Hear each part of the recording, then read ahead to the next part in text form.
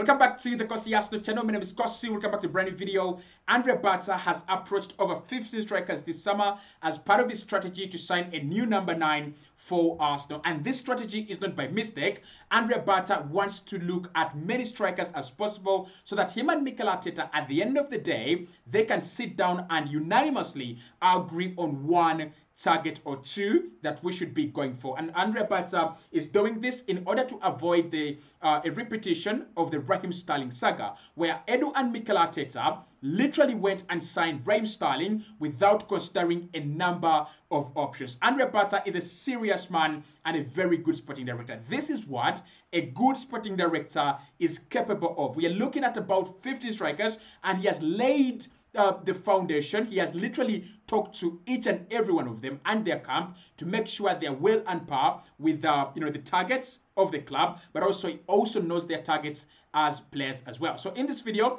we're going to be discussing these players. Which are the players that Andre Bata has talked to? Which are the players that Arsenal have on that list of about 15 players or more? And we shall also be rating every player on a scale of 1 to 10. So make sure you join in the comment box below. Of course, number 1 is Benjamin Sesko. When he came in, Andre Bata found that Benjamin Sesko was a player that Arsenal had worked on. And I remember it was about January or February. It was reported that Andre Bata had scheduled a meeting with Benjamin Sesko and his agents to try and give them the reassurance and try and reaffirm the things that had been told to them by Edu and his team. Now, of course, for me, Sesko is definitely high up there with the likes of Viktor Gyokeres, with the likes of Alexander Isak, and is one of the players that have a big chance of signing for Arsenal this summer as a first choice center striker. If I was to rate Benjamin Sesko, I'm going to give him a 6 out of 10. And the reason that's why I'm giving him a 6 out of 10, he's a player that is not yet proven a lot, but he's a player that is about 22 and he can come in and do the job. He can come in and do the job, but he's not at that level of a Robert Lewandowski. He's not at that level of an Erling Haaland. But if Arsenal signed him, I wouldn't be surprised if in his first season he gives us 16 goals in the Premier League. I wouldn't be surprised at all if he scored about 18 or 19 goals in his first campaign. Of course, he's got a few limitations to his deal, and Arsenal are aware of that. Can he come from the German Bundesliga and score the number of goals he's been scoring in the German Bundesliga? Can he come into the Premier League and replicate that form? If he can do it, then 100% he is a good striker. And then the price, of course, is 90 million euros. Can that be negotiated down to about maybe 70? Liverpool are there in that deal, and Liverpool believe the price can be negotiated down from 90 million euros to about 70, 75 million euros. So for me, Benjamin Sesko, definitely a quality option. It is a 6 out of 10. The second one is Ollie Watkins, and Ollie Watkins is a player that we wanted in January. In January, we didn't have the sporting director Andre Bata. We were working with Jason Aito as the interim sporting director, and Ollie Watkins is such a confusing deal for me. I have given him a 7 out of 10 on my list. A 7 out of 10 is such a high mark, but this is the reason as why I've given him a 7 out of 10. So Watkins is an English Premier League proven striker with a lot of pedigree, and is one of those strikers that are seemingly getting better by the day. Like, the older he gets, the better he actually becomes. Arsenal need a player like Ollie Watkins. There's no question about that. A guy that doesn't care about anything else. He cares about converting chances and burying balls into the back of the net. That is what we need, and Ollie Watkins can actually do that. But the problem with this deal is, one, Watkins is approaching 31. He's a little bit older, right? He's a little bit old. For Arsenal to go and sign a 31-year-old in such a summer that is so important, it kind of sounds like a joke. But Barcelona have done it with Robert Lewandowski, and they don't regret. The guy is scoring huge amounts of goals every single season. So maybe Arsenal could also do the same. The other problem with Watkins is that Villa might look to ask for a lot of money. They might look for about 40 to 50 million pounds. And for me, at 31, a striker at 31, Arsenal shouldn't bother spraying 40 to 50 million on Watkins. But if the deal was done, for me, it would be 7 out of 10. He has scored goals consistently in the last maybe, 3 years, 4 years at Aston Villa. He's a consistent striker, never picks up injuries. He's such a very good player.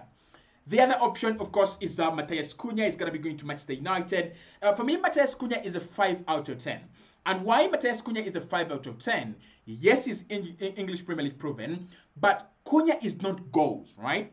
He's not goals. I think what Aston need this summer, absolutely, without a doubt, is goals. Players that can score goals for us. I doubt that is Matheus Cunha. And I don't want to write him off, and I don't want to disrespect him. I think there is a good player in there.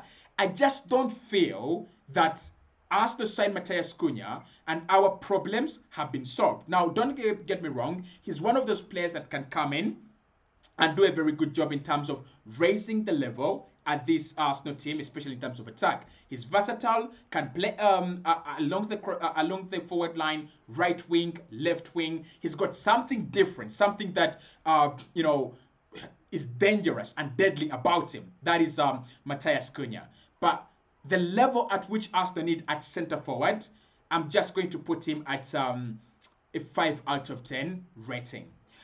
Then Viktor Gyokeres. Obviously, people love Viktor Gyokeres on this channel. I love Viktor Gyokeres. The deal is right. 60 million, 70 million. The price is right. And the player, personal terms, the price is right as well. The question with Viktor Gyokeres is he 100% willing to join Arsenal? I mean, there's Manchester United there. If he's willing to join Arsenal, then I support the deal 100%. And I think I put Viktor Gyokeres at 7.5. And this would surprise you because I've been singing the praises of Viktor Gyokeres almost each and every single day. So you might ask me, why then are you giving him just a 7.5? The reason why I'm giving him a 7.5 is that there is a history of strikers out there in Portugal failing to convert their numbers when they arrive in bigger Europe or in the big 5 leagues of Europe. So I want to see him come into Arsenal and convert that goal-scoring form in Portugal, and then he brings it to the Premier League. So a 7.5 for me is a bit fair. Also, he scores a lot of penalties, right? In a league or in a club like Arsenal where you're going to get like 5 penalties a season or 6 penalties a season, he might have to score more goals that are open field than penalties. But nevertheless, for me, Gyokerez is such a very good option. Martinez at Inter Milan, 8 out of 10. If Arsenal can get this one done, it's an 8 out of 10. He's one of the best strikers in the world right now. They're in the final. Inter are in the final because of Lautaro Martinez. Such a beautiful player. And I'm not surprised that Andre Bata has contacted him. I'm not surprised that Andre Bata has put him in his list, just like Viktor Gyokeres. And then we have Liam Delap. Liam Delap for me is a 3 out of 10. And I know many Arsenal fans are, kind of, mesmerized for no reason. I think I should say that. Many Arsenal fans are mesmerized for no reason about this guy. But if you really ask me about Liam Delap, he's a low-level striker that is still developing and developing. He's in the same bracket as Ivan Ferguson, right? So in 30 million euros, obviously that's a market opportunity. But I think he goes to a club like Brentford, he does well. I think he goes to a club like Brighton, and he struggles. I think he goes to a club like, Crystal Palace, and he does well. And he goes to a club like Fulham, and he struggles. I think he needs time to develop through the ranks, and then he's going to become a much better striker. Mario Retegui at Atalanta, everyone has been talking about him. He's not having a bad season, is he? For me, it's a 4 out of 10. Again, these are strikers like Silo Immobile. He can, absolutely rip it up in Italy. You take him elsewhere, you take him to Borussia Dortmund, you take him to the Premier League, and he flops. The likes of Scamacca. I'm even skeptical about signing an Italian striker right now. Like, these guys have got a very low success rate in terms of transfers. Mario Retegui, Atalanta, 4 out of 10. Viktor Osimhen. 6.5 out of 10. This one is a good one. I think Viktor Osimhen has just gone out of the spotlight a little bit.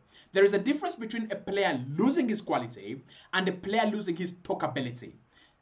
Do players lose their talkability because they've lost their quality? Maybe. But I think with Osimhen, we no longer talk about him as much as we used to, and we no longer hear about him as much as we used to. That is the thing with Osimhen. But if you got Osimhen for 60 million euros right now, and you put him into this Arsenal team, he would score 20 goals. If you brought him in right now, he would score 20 goals for Arsenal. So for me, it would be a good deal. Viktor Osimhen, 6.5 out of 10. Dusan Vlahovic. Dusan Vlahovic is one of the players that Arsenal badly wanted in 2021 and 2022 in January. And the decision, of course, is clear. He's going to be leaving Juventus. But ever since he scored those goals at Fiorentina, we have never seen the Dusan Vlahovic again. We have never seen that kind of Vlahovic that really scores a lot of goals. At Serbia, Mitrovic outscores him, and in the league in Italian Serie A, Juventus are not doing very well. So I don't know with that Dusan Vlahovic. I put him at a 5.5 out of 10 because I kind of believe he's in his potential. I think there is a good player there. There is potential there. The question, can Arsenal resurrect the ability of Dusan Vlahovic? And at a team like Arsenal that is going to create chances and give you a lot of goal-scoring opportunities, I think Vlahovic can be resurrected.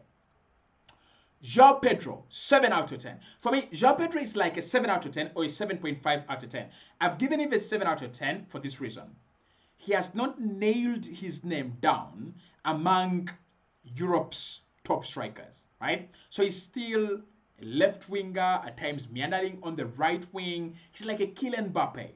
But if he sits down and nails his position as a center forward, he's a deadly striker. He's an absolutely deadly striker. So Joao Pedro, Brighton, obviously the price might be a little bit too much for Arsenal to maneuver on this one, but it's a 7 out of 10. Skill, tick. Pace, tick. Versatility, tick. Can play elsewhere on the pitch as well. And I think he's a Mikel Arteta kind of striker. The kind of guy that is going to drop deep, pick up the ball, and then drive again, right? He's also going to be in the penalty area. He can take on players. He can win you some penalties as well. Can score some penalties as well.